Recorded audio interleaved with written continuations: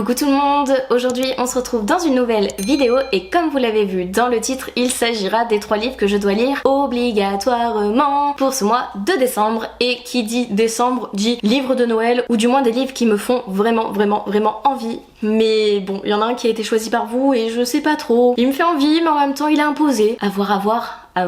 En tout cas c'est parti pour la présentation de ces 3 livres. Tout d'abord j'ai choisi un livre, encore une fois des éditions RBA, et j'ai choisi celui-ci, vert comme un sapin de Noël, et au vu du titre ça parle de Noël, Noël d'antan, donc chez les éditions RBA. C'est un tout petit livre, c'est en gros un recueil de contes. Il y a des illustrations avec un peu plus des photos, mais il y a aussi des petits dessins, donc voilà, c'est tout mignon. Après j'ai pas été trop fan de Alice au Pays des Merveilles et Alice à travers le miroir. J'ai pas encore lu celui-là de novembre, vu qu'on est le 15 novembre, j'ai encore de la marge, mais je l'ai pas encore lu. On va voir ce que celui-là donne. Il fait 160 pages, 161 pages très exactement. Petit livre, ça va passer vite, beaucoup d'illustrations, très peu de texte.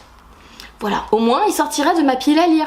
Mais sachez que j'ai triché. Les livres de la collection RBA, donc de cette collection, ne sont pas dans ma pile à lire sur Livre Addict. J'ai triché, je ne les ai pas rentrés parce que je compte en fait en lire un par mois, mais en même temps si j'en lis pas un par mois ce n'est pas grave, mais je ne veux pas que ça grossisse ma pile à lire. Donc je triche, d'accord? Je suis sur ma chaîne, je fais ce que je veux. Mais oui, j'ai triché, c'est comme ça. Vous pouvez pas m'en vouloir. On accepte de tricher. Non, surtout que j'ai craqué pour ces livres juste pour leur beauté à la base. Je comptais pas les lire tout de suite maintenant.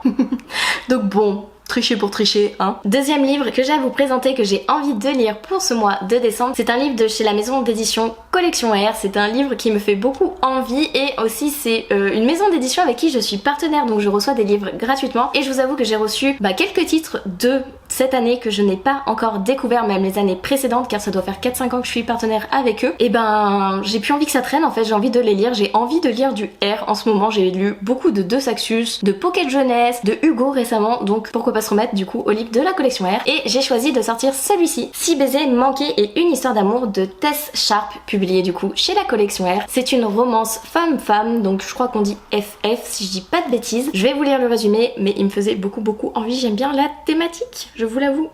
Peut-on ignorer ses sentiments pour toujours? Depuis leur enfance, Penny et Tate se détestent. Malheureusement pour elles, leurs mères sont amies à la vie, à la mort. À tel point que la mère de Penny est sur le point de subir une dangereuse opération pour sauver celle de Tate. Cerise sur le gâteau, Tate et sa mère viendront habiter chez Penny le temps de la convalescence. Penny et Tate concluent un pacte. Elles feront en sorte de se supporter le temps que la situation revienne à la normale. Seulement voilà, depuis des années, Penny et Tate ne cessent de presque s'embrasser. Or, ce rendez-vous ne peut se manquer éternellement. Voilà, j'adore, j'ai trop hâte de le découvrir. Je vais vous montrer, il y a en gros des passages où il y a des échanges de messages, et je trouve que ça change dans un livre. Il y a des passages en italique, des passages avec des messages, il y a des textes normaux. Je sais pas si vous avez bien vu. Il y a beaucoup de dialogues, c'est écrit gros, c'est aéré.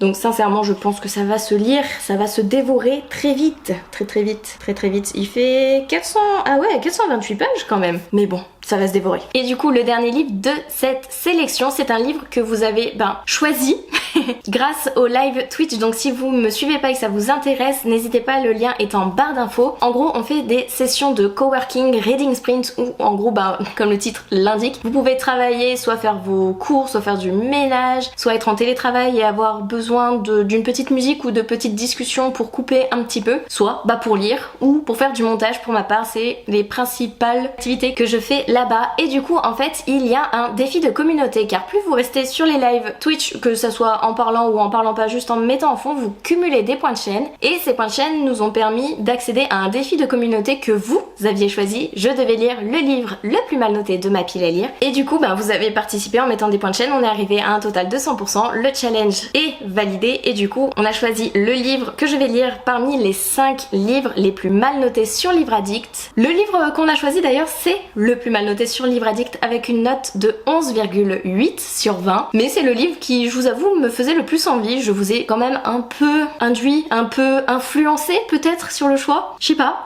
En tout cas je suis trop contente que vous ayez sélectionné celui-ci. Il s'agit de Petit mensonge 2.0 de Sarvena Stash. C'est publié chez Hugo Neway, ça fait un petit moment que je l'ai dans ma pile à lire, et celui-ci aussi a des petits passages avec des échanges téléphoniques ou des messages ou pas. On voit pas parce que c'est pas présenté pareil, mais là aussi il y a des échanges téléphoniques, donc une mise en page, une présentation, une typographie différente, et ça va permettre un peu de rythmer le livre, je pense. Et il y a beaucoup de dialogues, comme dans toute romance du coup, parce que Hugo New Way, romance, mais New Way, New Adult, ado. On va lire le résumé. Lorsque son petit ami Caleb déménage dans une université à l'autre bout du pays, Marianne se retrouve célibataire pour la première fois. Elle tombe alors sur une nouvelle application de rencontre en ligne qui fait la promesse de trouver votre âme sœur grâce à un questionnaire très précis. L'appli permet également de participer à des rendez-vous en ligne incognito à l'aide d'un avatar virtuel. Marianne n'a pas grand chose à perdre. En quelques clics, elle découvre ses résultats. Manque de bol, ces deux matchs sont Caleb et Jérémy, son ex et son nouveau collègue qu'elle avait à peine remarqué. Elle se lance alors dans une série de rendez-vous anonymes pour en savoir plus sur ses deux prétendus prétendants. Dans cet océan d'émotions virtuelles sera-t-elle écouter les battements irréels de son cœur. J'ai hâte de voir ce que ça va donner, mais je vous avoue que quand j'ai lu le résumé sur le Livre Addict, c'était pas son nouveau collègue qu'elle n'avait pas qu'elle avait à peine remarqué, c'était son meilleur ami, donc je sais pas si ça va changer grand chose. En tout cas, ouais, 11,8 sur Livre Addict, les avis c'était en mode on s'attend à quelque chose de très prometteur et finalement faut pas s'attendre à grand chose, et si on s'attend pas à grand chose on peut aimer. Voilà, je me suis dit c'est quand même assez dur quoi, Il faut jamais se fier aux avis et aux notes sur Livre Addict, il faut toujours se faire son propre avis. Il y en a qui aiment pas tel auteur et que moi j'adore, ça s'entend, il en faut pour tout le monde, et du coup il faut vraiment se faire son propre avis. Si un livre nous fait envie malgré toutes les vibes négatives qui sont dites, qui sont dégagées, il faut quand même le découvrir s'il nous tente vraiment. C'est le cas de celui-ci, donc voilà. Puis de toute façon s'il est dans ma pile à lire, c'est que j'ai bien envie de le lire, non? En tout cas, voilà les 3 livres que je dois obligatoirement lire pour le mois de décembre. J'espère que cette vidéo vous aura plu. N'hésitez pas à me dire si vous voulez que je continue de faire ce type de vidéo l'année prochaine, l'année 2024, car je vous avoue que j'avais commencé ce type de vidéo pour me booster à lire un maximum entre septembre et décembre, la fin de l'année, car j'étais loin de mon objectif de base qui était de lire plus de 100 livres à l'année, et du coup j'ai essayé plein de choses pour me booster à lire davantage. Donc si ça vous a plu, n'hésitez pas à me le dire en commentaire. Si vous voulez que je continue, n'hésitez pas à me le dire. Si vous voulez que j'arrête totalement, n'hésitez pas aussi à me le dire. Je sais pas du tout, je vais voir en fonction des stats, de ce que vous allez me dire en commentaire et de moi comment j'ai vécu ces 4 mois à faire ce type de challenge et tout. Donc on verra. Sur ce, je vous laisse, je vous fais des bisous et je vous dis à une prochaine vidéo. Bye!